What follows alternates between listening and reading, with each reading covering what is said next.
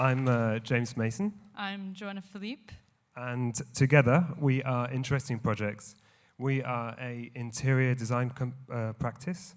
And recently we've done projects which include exhibition design, commercial, and a little bit of residential.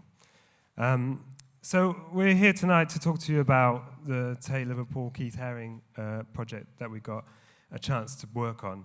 And this was a huge thing for us this year and a big turning point. But before we start, we thought we'd want to introduce ourselves a little bit because we're quite new on the stage of design as Interesting Projects. Joe and I met in 2015. We worked in the same studio. We then collaborated together on projects from 2016 onwards. So one would have a project, the other one would employ the other one and started working that way. But it's only been since 2019, beginning of this year, that we've become, that we actually merged and became Interesting Projects. We tried to make sense of where we come from. This was a very early sketch, and we thought, there's no way we can show this, but actually we can. We come from two different routes altogether. I did the educational, I went through the educational system of going to university, worked for big agencies for about 15 years. I actually did 10 years of retail, and then realized I actually don't like shopping. Bit of a waste of time. But then went freelance, tried food and beverage, did some offices and worked for agencies. It was great, but always never really knowing what I was doing. Joana, on the other hand, comes from Portugal, from the art and sculpture scene, worked at the V&A when she arrived in London. And actually, there's one project that I was working on, which was an exhibition in Geneva, that I did. And when I showed it to Joana, she said, hello, this is great, this is what I do. Let's talk, let's do stuff together. So we did. So we're a very unusual partnership in the sense that because I come from sculpture and my process of thinking every time I approach a project, every time we get a brief, we had this massive argument because James would start with doing like a floor plan and get really like, oh, I need a floor plan, I need these grids and I need all these things really straight. And I'm like, don't want to look at a computer, I need to sketch, I need to decide what material and what meanings and what actually we're responding to.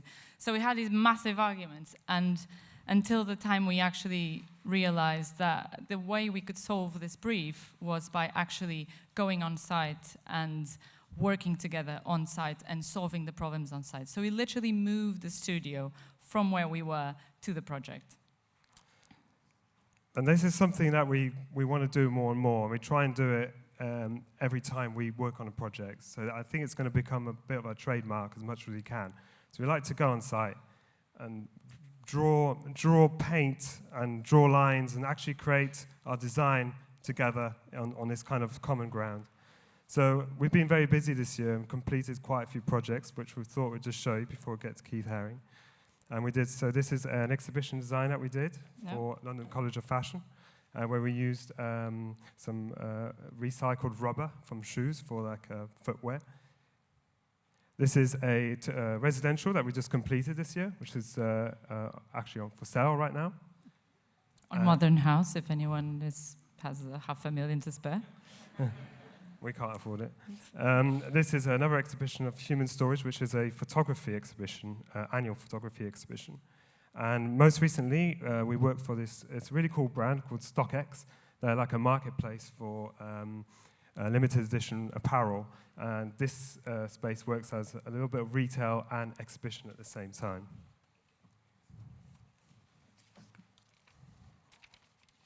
So let's flash back a little bit to February this year, when the rent pushed us out of our studio. So at the same time, me and James had decided that we were going to merge our business, and I was not going to be anymore Joana Filipe Design Studio, and I was going to be part of Interesting Projects.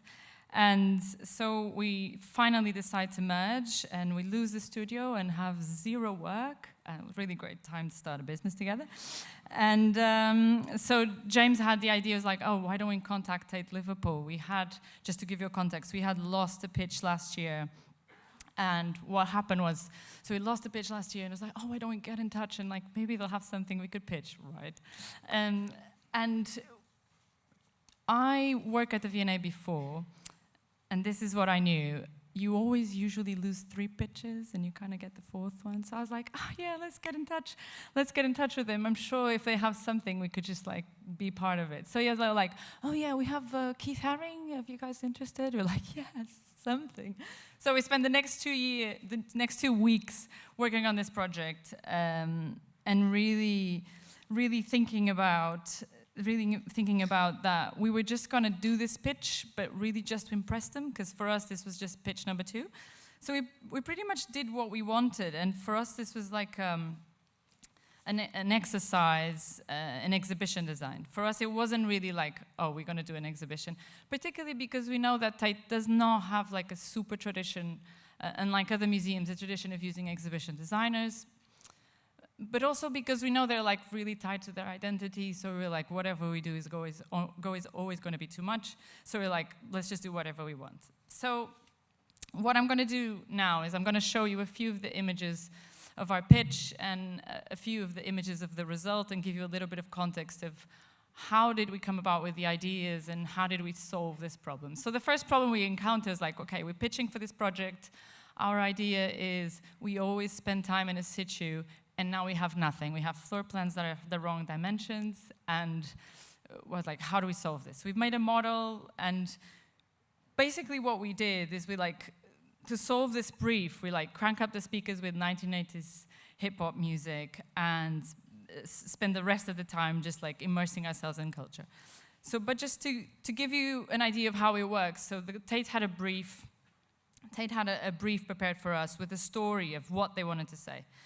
So the brief basically gives you a set of works, initial works, so they give you a list of initial works that they want to show from Keith Haring, and then they separate by section, at least an ideal scenario, what they want by section, what they want to say.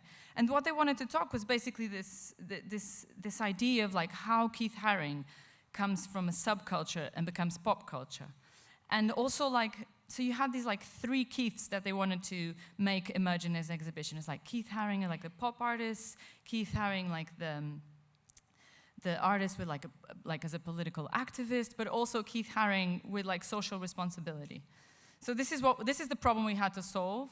And so we like watch all these documentaries and start watching like video clips of Keith Haring like being arrested on the subway by like doing all these drawings, and just trying to get news clips and try to understand what was the scene of New York City in like late 70s, beginning of the 80s. And financially speaking, New York City was in an absolute mess. So they've lost loads of money, there was no funding, the city was rotting, the police forces were actually like on strike, they had a crack issue, the crime was really high, and this was the backdrop. As these images are from these like quite famous photographers at the time, and this is what you saw. It was like this, the subway was graffiti. There was like, they just had this like unglamorized vision of the city, and basically what we're trying to understand. So on one side we have this energy, and on the other side we have this like super cool underground scene of the club nights, and this is what Haring was surrounded by. So he was like, hanging out with like Barbara Kruger and hanging out with Andy Warhol, and at the same time you have these 2 energies of the city that were the context of his work and where his work was happening. So the work was happening, is creative work, not only for him but for everyone else, was happening outside of the space of the gallery, was happening on this like underground scene, in clubs and where they met up. So when we had to think about the materials for the exhibition, and just to give you a hint, we didn't have like a massive budget, so started the brief, we knew that we couldn't like just go completely crazy. And we never wanted to be very like, there's a very big difference between set design and exhibition design. We never wanted to create like a scenario that it was too much representing how he had it. So we never wanted, even though we've seen loads of images of his studio, we've never wanted to recreate that. We were just trying to like bring the city of New York into this space.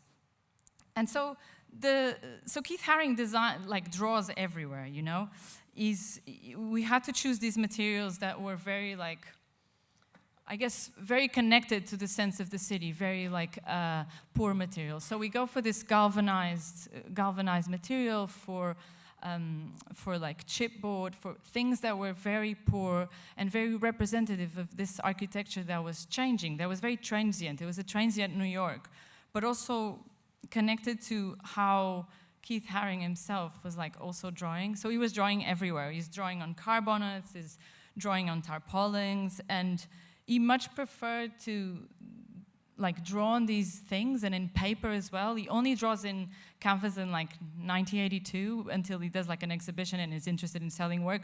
Up to that point, completely uninterested. He was completely against this idea of like Western artists, you know, Western world. He was much more like challenging those values. So for us, that was super important to bring that to the context of the exhibition. So in terms of how we've organized the space of the exhibition and thought about the architecture of the space, I mean, even though Keith Haring's work is like pop and fun, because he has such an importance in his political activism, we had to separate the serious Keith Haring from the more from the more, I guess, entertaining part, performative artist and performative and more entertaining. So we've separated this language of the spaces in two ways. Every time that the work was about social responsibility, about engagement, we placed the work in really open spaces to allow for that, you know, I guess to mimic that communication with everyone. And every time that the work was being created in a more performative space, it was more intimate, we would like reduce the height of a space and we make it a bit more intimate. So I guess that's how we thought about it. This image we're showing here is actually Keith performing at Club 57. For those who don't know, Club 57 is this kind of like, has nothing to do with Club 54, by the way. Club 57 is like this cool arts club place that only existed for like roughly 5 years. And it's basically where Keith Haring had the opportunity to express and create his work, but also meet other like-minded people, take loads of drugs, and basically that's where they hung out. Like the artists were not showing work in galleries, they were showing work in these, creating works in these spaces. So it wasn't really, so the intention of this space, the way we've designed it, was not to be gimmick. So we didn't want to recreate the space what Club 54 looked like, but we wanted to create some elements that conceptually would link you to that idea, what Club 54 is. So we kind of did this, we included these like, pasted posters because that was something, that was an element that we knew was there, but also we created this seating, and in a way this seating, conceptually speaking, you think we made this super large seating that could double up as a stage, so we thought like, okay, conceptually these things, someone sits, but they could also use it as a performance. So that was the idea. We basically lowered the ceiling, so you come from a political activism space really open, and you go into like the idea of like going into the club, going into this underground scene. And it was, and it was like, I think that's what we were trying to do. The other space that for some reason everyone was like, oh my God, that's amazing, is the one that we were more tied in to what Keith Haring actually shown. So this space is the dark room. It was a space intentionally created to show Keith Haring's neon works. And the thing about this space is that Keith Haring actually had made this when he showed these works at a gallery. So he himself had recreated a scene of a club scene in a gallery to show the importance of this underground creative scene. So both the curators and us were like, okay, we have to copy, spend a little bit of time trying to figure out how do you do these neon colors and stripes, and created this space in the middle of the gallery. On the outside of that space that you just saw, we wanted to, well, first of all, the sketches that you see here are really, we don't normally do the sketches. We did that because we wanted to keep it in line with how Keith would kind of do things, very loose. And that kind of space in the middle was a way to, one, have high walls, to have a salon, a kind of way of displaying, like Keith Haring would do in his exhibitions, But also, if you look top left, we really loved how Keith would draw around pipes and just take anything that's existing and then just use it as part of his artwork. So suddenly, in terms of design, we wanted to kind of include that in what we were doing. So we wanted to create this big object that came out of space, almost like an intervention, and you got a pipe that goes through the top. So we wanted to kind of build that object around the architecture of the space. So the final result is not exactly how it was in the sketch, but we still managed to create this kind of high wall, and it was, when you see it in perspective, it kind of follows the roof, and it would go around the columns. So it was almost like it has nothing to do with the architecture, and it was kind of in keeping with how Keith would work. It's kind of, this is it, working around what you got. Color-wise, color was really important. So we wanted to go super bold, wanted to respect his work in that sense, but his work is so good, we didn't want to overdo it and overpower his work. So each section would have a specific color that was related to something that he did in the past, or related to some of his works, and sometimes it would become a transition period. So this is how it actually came out, which is really nice. And then here it was a way to kind of highlight a specific work. So we like the idea that we put red against the red. Why not? And actually, the curators were super cool on this because we just suggested all these ideas. And they're like, yeah, do it. Let's just go for it. And to be fair, before the works came on, we were looking at the colors going, uh-oh, a bit too much. And then the works came on, we're like, woo, yeah, good. That came on quite nicely. Barriers, so 80%, because Keith would draw on tarpaulin, really fragile, and you can't really preserve it. So we had to put barriers and protective stuff around pretty much 70% of all the works. But we didn't want to make it an afterthought. So like, okay, let's just do something cool here. So we really like Keith's kind of dogs, the babies, and we simply took the like a key clamp, painted it, but almost like in a proportion and in the scale of his objects. We even had a really cool idea that we're going to share of having like 2 secret wiggly legs. That was a la Keith. Unfortunately, the budget wouldn't allow, but we're like, okay, no worries, but still looks good. So these are the images of Keith, and we conclude on this by saying that it was really, really fun working on this project because everyone involved, I think, because the work was so positive, and Keith Haring as an artist wants to be super inclusive. It makes the whole work really, really good. That sounds like a rubbish word to say as an end, but it was good. It was really good fun. Have you got anything to add, Joe? The exhibition is open till the 10th of November if you want to go to Liverpool. We had never been to Liverpool before. It's really cool. And here's our Instagram. Thank you. Bye, thank you. Thank you very much.